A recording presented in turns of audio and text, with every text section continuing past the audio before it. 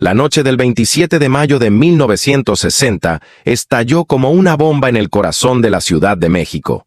Los titulares de la prensa amanecieron con una noticia que paralizó a todo el país. Ramón Gay, el galán de las pantallas, había sido asesinado a tiros frente a su propia casa. La noticia se propagó como un incendio descontrolado.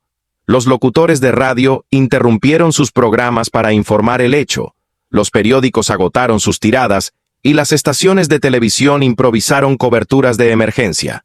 Los periodistas se agolpaban en la escena del crimen, buscando cada fragmento, cada palabra, cada mirada que pudiera dar sentido a la tragedia. Frente al número 213 de la calle de Puebla, las luces de los reflectores iluminaban el pavimento aún manchado de sangre. Evangelina Elizondo, con el rostro pálido y la mirada perdida, fue captada por las cámaras en un estado de shock absoluto. Los fotógrafos la describieron como una figura trágica, una diosa caída del Olimpo dorado del cine mexicano. Detrás de ella, el cuerpo de Ramón Gay yacía tendido, cubierto por una sábana blanca, mientras la policía intentaba dispersar a los curiosos que gritaban su nombre entre sollozos y oraciones. En cuestión de minutos, la escena se convirtió en un espectáculo macabro. Los vecinos hablaban de una discusión previa, de gritos, de un portazo y de 3 disparos que desgarraron la madrugada. Algunos aseguraban haber visto al exesposo de Evangelina, un hombre corpulento, con el rostro desencajado por los celos, apuntando su pistola hacia Ramón. Otros decían que la actriz había tratado de interponerse entre ellos, que había gritado su nombre justo antes del primer disparo. La policía confirmó su identidad. José Luis Paganoni, el exmarido de Evangelina, había huido de la escena, dejando atrás el eco de una tragedia que ya era irreparable. Al amanecer, los titulares hablaban de traición, de pasión y de celos desbordados. La noticia ocupó portadas en toda América Latina. Los fans, que apenas la noche anterior habían aplaudido a Ramón Gay en una función teatral, se agolpaban frente a los estudios de cine dejando flores, fotografías y cartas. «No puede ser, Moncho no merecía eso», decía una admiradora mientras lloraba frente a la puerta cerrada de los estudios Churubusco. En los cafés del centro, los actores se reunían con rostros desencajados, incapaces de asimilar lo ocurrido. María Félix, al enterarse de la tragedia, declaró ante los periodistas: «Era un hombre caballeroso, un artista íntegro. Esto no es justicia, es barbarie». Pedro Armendáriz, visiblemente afectado, simplemente murmuró que la industria había perdido a uno de sus más grandes caballeros. Las redacciones de los periódicos hervían. Los periodistas revisaban archivos, entrevistas pasadas, buscando indicios de conflicto o señales de peligro. En una vieja nota de revista, Evangelina había mencionado que su exmarido era un hombre intenso, difícil de olvidar. Nadie le había dado importancia en su momento. Ahora esas palabras resonaban como una profecía. Durante los días siguientes, se filtraron fotografías de Evangelina entrando al Ministerio Público con la mirada perdida, vestida de negro, sin maquillaje, acompañada por su abogado. La prensa la persiguió sin piedad. Algunos insinuaban que había sido cómplice, otros que era víctima de un destino cruel. Los programas de radio debatían sin descanso, los columnistas se dividían entre quienes la condenaban y quienes la defendían como una mujer atrapada entre dos mundos, el amor y el miedo. Los fanáticos de Ramón Gay exigían justicia, inundando los estudios de cine con cartas y flores. Los estudios suspendieron los rodajes y se guardó un minuto de silencio en todas las filmaciones activas. En los teatros, al mencionar su nombre, el público estallaba en aplausos, como si quisieran retener su presencia un poco más. En paralelo, comenzaron a circular versiones no oficiales del crimen. Algunos aseguraban que Evangelina había intentado proteger a Ramón, que había recibido un golpe en el forcejeo. Otros sostenían que José Luis había planeado el ataque durante semanas, convencido de que su exesposa le era infiel. La verdad se mezclaba con la leyenda, los rumores con las certezas, y el país entero se hundía en una ola de morbo y compasión. La prensa extranjera también se hizo eco. En Argentina, Chile y España, los titulares hablaban de «el asesinato del galán mexicano». describiéndolo como una tragedia digna de sus propias películas. En una entrevista posterior, un camarógrafo de Excelsior recordó cómo Evangelina, al ver por última vez a Ramón en el suelo, murmuró algo apenas audible. «Perdóname, Moncho». Esa frase quedó grabada en la memoria colectiva, repetida en los noticieros, dramatizada en radionovelas y analizada en los cafés por generaciones. El amanecer del 28 de mayo de 1960 quedó grabado en la memoria colectiva de México como una herida abierta. Las rotativas no descansaron esa madrugada. Los periódicos imprimieron titulares en letras negras y gruesas que parecían gritar desde los kioscos. El galán del cine mexicano, Ramón Gay, asesinado por celos. En cuestión de horas, la noticia cubrió todo el país. En las estaciones de radio, los locutores narraban los hechos con voz quebrada, algunos incluso sin poder contener la emoción. «Murió Ramón Gay», repetían una y otra vez, como si repitiéndolo lograran hacerlo más real. Las salas de cine detuvieron funciones, los teatros cancelaron obras, y en los estudios de Churubusco el silencio era sepulcral. Los técnicos, los maquillistas, los actores caminaban cabizbajos por los pasillos vacíos, incapaces de entender cómo un hombre que hasta ayer representaba el ideal de la elegancia y la pasión, había sido abatido como un extraño en la calle. Los fanáticos comenzaron a reunirse frente al Hospital Rubén Leñero. Llegaban con flores, velas y fotografías enmarcadas. Algunos lloraban desconsolados, otros simplemente guardaban silencio, mirando la entrada con la esperanza absurda de que todo fuera un error. Una mujer mayor, envuelta en un rebozo, se acercó a un periodista y le dijo que había rezado toda la noche por él, porque un hombre tan bueno no debía morir así. En los noticieros de la tarde, las imágenes del cuerpo de Ramón siendo trasladado en una camilla estremecieron a la audiencia. Evangelina Elizondo, con el rostro hinchado por el golpe y los ojos enrojecidos por el llanto, apareció en las pantallas y en las portadas de las revistas. La fotografía captada por un reportero gráfico se volvió icónica. La actriz con las manos temblorosas, sujetando un pañuelo manchado de sangre, mirando hacia el vacío. La leyenda bajo la imagen era contundente. El amor, la fama y la tragedia. En los estudios de doblaje, compañeros suyos recordaban cómo apenas unas semanas antes había grabado un nuevo proyecto con la voz serena y dulce que siempre la caracterizó. «No parecía una mujer en peligro», dijo una compañera de elenco a una revista. «Pero ahora entiendo por qué a veces se quedaba en silencio mirando a la nada. Llevaba una tormenta por dentro». Las redacciones se llenaron de rumores y testimonios. Un camarero del Hotel Paseo aseguró haber visto a un hombre vigilándolos desde la barra aquella noche. Otro testigo declaró que Paganoni había preguntado por Evangelina 2 veces durante la cena, con una copa en la mano y el rostro desencajado. Los periodistas reconstruyeron la escena con detalles escalofriantes. El golpe, la pelea, los disparos, la voz desgarrada de Evangelina, la huida del asesino. Algunos diarios más sensacionalistas publicaron titulares feroces, insinuando un triángulo amoroso tormentoso, mientras otros defendían la inocencia de la actriz, describiéndola como una víctima de la obsesión de un hombre enfermo de celos. En los cafés del centro, los escritores y críticos debatían sin descanso.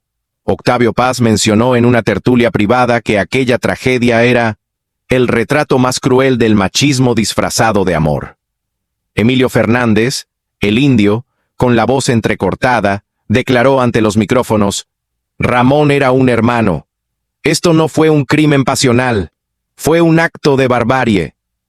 Las palabras de Fernández recorrieron todo el país, multiplicadas por la prensa y los noticieros. En los barrios, los niños jugaban representando la escena del duelo, repitiendo frases que escuchaban de los adultos. «No la toques». Paganoni disparó 3 veces. El crimen se convirtió en una especie de leyenda urbana contada en susurros, un relato que nadie podía creer del todo, pero que todos conocían. Al día siguiente, más de 1000 personas se congregaron frente al Panteón Jardín para despedir al actor. La multitud bloqueó las calles adyacentes. Algunos trepaban a los muros para verlo pasar una última vez. Las coronas de flores enviadas por sus compañeros de cine formaban un muro de color y perfume. María Félix, vestida de negro absoluto y con gafas oscuras, caminó detrás del féretro tomada del brazo de Pedro Infante Jr., mientras la multitud murmuraba su nombre con respeto. En medio del llanto, un reportero logró captar un instante devastador. Evangelina, de rodillas junto al ataúd, murmurando entre sollozos que nunca podrá olvidar esa noche. Su voz fue recogida por los micrófonos y transmitida en vivo. Las estaciones de radio repitieron ese audio durante días. Los programas de espectáculos se llenaron de debates. Algunos analistas decían que la tragedia había expuesto el lado más oscuro del estrellato: la soledad, la vulnerabilidad y la exposición constante. Otros acusaban a los medios de sensacionalismo, de convertir el dolor en espectáculo. Era el monstruo que todos pintaban, insistió mirando fijamente a los agentes, y agregó que Evangelina lo había manipulado durante años, jugando con sus emociones y alimentando sus celos para mantenerlo a su lado. Aquellas palabras provocaron un murmullo inmediato entre los presentes. El periodista Jorge Herrera, que había conseguido acceso limitado a la audiencia, tomó nota frenéticamente mientras los murmullos crecían como un eco contenido. Las declaraciones de Lilia González caían como piedras en un lago en calma, generando ondas de escándalo que alcanzarían a toda la prensa. Horas después, los titulares hablaban de la amante secreta del asesino de Ramón Gay, una frase que encendió aún más el morbo del público. Los periódicos mostraban la imagen de Lilia saliendo de la agencia con lentes oscuros y un pañuelo cubriéndole el rostro, rodeada de fotógrafos que gritaban su nombre. En la redacción de El Nacional, un redactor exclamó que esa historia parecía escrita por un guionista de Hollywood, pero era real, trágicamente real. La tensión creció cuando Marta Fuentes Cárdenas, la asistente personal de Paganoni, fue llamada a declarar. A diferencia de Lilia, Marta no intentó defenderlo. Con voz temblorosa confesó que su jefe llevaba semanas siguiendo a Evangelina, que había revisado sus llamadas, interceptado su correspondencia y vigilado el teatro donde ensayaba. Dijo que había oído amenazas en más de una ocasión, y que la noche del 27 de mayo, José Luis salió de su casa con una pistola en el bolsillo. «No lo detuve», murmuró entre lágrimas. «Creí que solo quería hablar con ella». Esa declaración cambió por completo el rumbo del caso. El agente Grajales se puso de pie y ordenó reabrir la línea de investigación por homicidio premeditado. Los medios lo supieron de inmediato. En los noticieros de la tarde, la voz de un locutor resonó con gravedad. Nuevos testimonios hunden a José Luis Paganoni. El crimen no fue pasional, fue planeado. La reacción pública fue inmediata y feroz. En las calles de la capital, las personas comentaban la noticia con una mezcla de rabia y desilusión. «Lo mató por soberbia», decía un hombre mayor frente a un puesto de periódicos. «No soportó verla libre». Los diarios sensacionalistas se deleitaban con los detalles, publicando ilustraciones del crimen y reconstrucciones fotográficas de la pelea, mientras los más serios exigían respeto por la memoria del actor. En las redacciones, los teléfonos no paraban de sonar. Las revistas recibían cartas de fanáticos indignados, pidiendo justicia y clamando por el encarcelamiento del asesino. Evangelina, por su parte, se convirtió en el centro de una tormenta mediática. Su imagen apareció en todos los programas, acompañada de comentarios crueles, juicios morales y teorías conspirativas. Algunos la describían como una mujer maldita, otros como una víctima trágica del deseo masculino. Un artículo de la revista Cine y Escena publicó una fotografía inédita de Evangelina y Ramón tomada en el vestíbulo del Teatro Rotonda apenas una semana antes del crimen. En la imagen se les veía riendo, con las manos entrelazadas. El título rezaba: «La última sonrisa antes del final». Aquella fotografía se volvió un símbolo. Cada detalle, cada mirada, era analizado con morbo y ternura por el público. En paralelo, un nuevo escándalo explotó cuando un antiguo conocido de Paganoni, el ingeniero Adolfo Ramos, Declaró que días antes del asesinato, José Luis le había pedido que consiguiera balas para una pistola Walter calibre .38. La revelación fue devastadora. El crimen ya no podía interpretarse como un arrebato de celos. Era una ejecución fría y planificada. La opinión pública se volcó completamente en su contra. Los titulares del 5 de junio fueron demoledores. El asesino de Ramón Gay planeó el crimen con premeditación. En las calles, la gente pegaba recortes de periódico con el rostro de Ramón en los escaparates de los cines cerrados por duelo. Algunos fanáticos llegaron a organizar vigilias nocturnas frente a su tumba, encendiendo velas y cantando fragmentos de las canciones de sus películas. Los estudios cinematográficos emitieron comunicados oficiales expresando su repudio al crimen y homenajeando la memoria del actor. Mientras tanto, Arturo de Córdoba, sumido en el dolor, rompió su silencio nuevamente desde España. En una carta publicada por El Universal escribió: «El cine mexicano ha perdido su elegancia. El alma que lo hacía humano se ha ido con Ramón». Aquellas palabras fueron interpretadas por muchos como una confesión velada, un testamento de amor oculto. La prensa extranjera recogió la frase y la reprodujo en titulares de América Latina y Europa. A medida que avanzaban los días, el juicio se convirtió en un fenómeno mediático sin precedentes. El giro más inesperado estalló cuando, en medio de una audiencia cargada de tensión, un hombre apareció entre los periodistas y pidió hablar con el juez. Se presentó como Julio Armenta, antiguo chofer de José Luis Paganoni. Lo que dijo cambió para siempre el rumbo del caso. Armenta afirmó que días antes del asesinato había acompañado a su jefe hasta un taller mecánico en Tacubaya, donde éste pidió que modificaran el número de serie de una pistola. Según su testimonio, Paganoni se mostró alterado. Repetía que no iba a dejar que lo ridiculizaran y que esa actriz no lo humillaría más frente al país. Aquellas frases resonaron en la sala como un trueno. Los murmullos crecieron hasta convertirse en un caos. Los fotógrafos se abalanzaron hacia la barandilla y los abogados intentaron calmar al público. En cuestión de minutos, la confesión del chofer apareció en las radios y en los teletipos de la prensa internacional. El crimen pasional se transformaba oficialmente en un asesinato calculado. La reacción mediática fue inmediata. En los programas nocturnos, los comentaristas mostraban fotografías inéditas de los ensayos teatrales de Evangelina y Ramón, señalando miradas, gestos y complicidades que el público ahora interpretaba bajo una nueva luz. Las revistas publicaron montajes con titulares explosivos: «Planeó el crimen paso a paso», «La furia del esposo que no soportó perder». En la redacción de Excelsior, los editores recibieron una llamada anónima de una mujer que decía haber sido amiga de la infancia de Paganoni. Aseguró que desde joven tenía un carácter posesivo, que ya en la preparatoria golpeó a un compañero por mirar a su novia. El país entero parecía girar alrededor de un solo tema. En los mercados, en los cafés, en los salones de belleza, todos hablaban de lo mismo. Evangelina, agotada por la exposición mediática, fue ingresada brevemente en una clínica privada por crisis nerviosa. Las cámaras la captaron a la salida, sostenida por dos enfermeras, con el rostro pálido y los ojos cubiertos por un velo.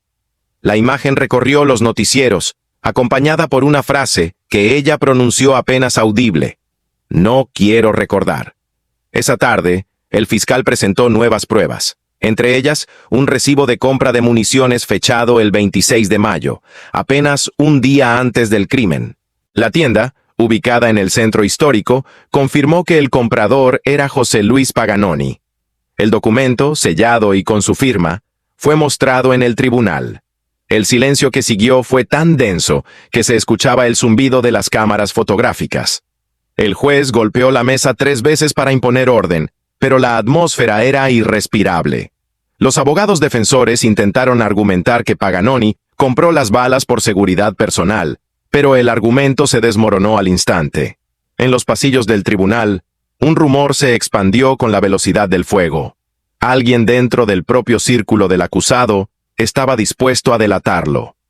Esa noche, los noticieros abrieron con imágenes en blanco y negro del proceso judicial intercaladas con escenas de las películas más célebres de Ramón Gay, creando un contraste trágico entre el esplendor y la ruina. La audiencia televisiva alcanzó cifras récord. En los estudios cinematográficos, varios actores veteranos organizaron un homenaje espontáneo. Arturo Soto Rangel, entre lágrimas, pronunció un discurso ante las cámaras. El talento de Ramón no se borra con una bala. Lo que se ha perdido es la decencia de una época.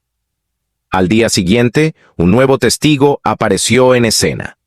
Era un periodista gráfico, Enrique Telles, quien aseguró tener en su poder una serie de fotografías tomadas horas después del crimen y que nunca habían sido publicadas. En ellas se veía a Evangelina sentada en la acera, abrazando a Ramón mientras los paramédicos llegaban. Lo más impactante era una imagen ampliada en la que se distinguía a un hombre observando desde la esquina, con una gabardina oscura y sombrero, cuya silueta coincidía con la descripción de Paganoni. Aquella foto se convirtió en portada en cuestión de horas. Los periódicos la titularon El espectro del asesino. En el tribunal, la defensa intentó negar su autenticidad, pero los peritos confirmaron su validez. Era la prueba visual que sellaba su destino. El público estaba hipnotizado. En la radio, la voz de un cronista describía cada detalle del juicio con dramatismo cinematográfico. Evangelina tiembla, baja la cabeza, los ojos del acusado se clavan en el suelo. La justicia mexicana contiene el aliento. La tensión llegó a su punto máximo cuando el juez ordenó la reconstrucción del crimen en la calle Río Rin. Aquel acto fue seguido por decenas de periodistas y una multitud enardecida. Las cámaras registraron el momento exacto en que un doble representó a Ramón cayendo al pavimento. La madrugada siguiente trajo consigo un silencio denso, como si toda la Ciudad de México hubiera contenido la respiración. En las calles aún se veían las huellas de una conmoción que no se apagaba. Las radios seguían transmitiendo canciones de las películas de Ramón Gay, mientras los locutores hablaban en voz baja, casi con respeto religioso. En el Ministerio Público, Evangelina Elizondo permanecía en una sala aparte, vestida de negro, con las manos entrelazadas sobre las rodillas. Había pasado la noche sin dormir, reviviendo una y otra vez las imágenes del cuerpo de Ramón cayendo frente a ella. Los agentes comentaban en voz baja que nunca habían visto un caso que desgarrara tanto al país. Un crimen que mezclara fama, amor, poder y ruina con una intensidad tan brutal. En el despacho contiguo, los abogados revisaban los últimos documentos antes del juicio final. El expediente de más de 1000 páginas se había convertido en el símbolo de una época, el retrato de una sociedad que comenzaba a enfrentarse con sus propias sombras. La gente hacía fila frente a los tribunales solo para presenciar un fragmento del proceso, y cuando no podían entrar, esperaban afuera, escuchando por los altavoces cada palabra, cada veredicto, cada respiración.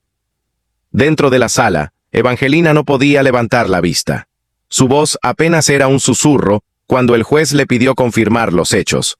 Dijo que no había odio, solo miedo, que Ramón había sido su refugio en una tormenta que se volvió mortal. En ese momento, varios periodistas notaron cómo José Luis Paganoni, sentado a unos metros, bajaba la cabeza por primera vez desde el inicio del proceso. Era la imagen del derrumbe, del hombre que había creído poseer el derecho sobre la vida ajena. El fiscal aprovechó ese instante de debilidad para mostrar la última prueba, una carta escrita por Paganoni días antes del asesinato.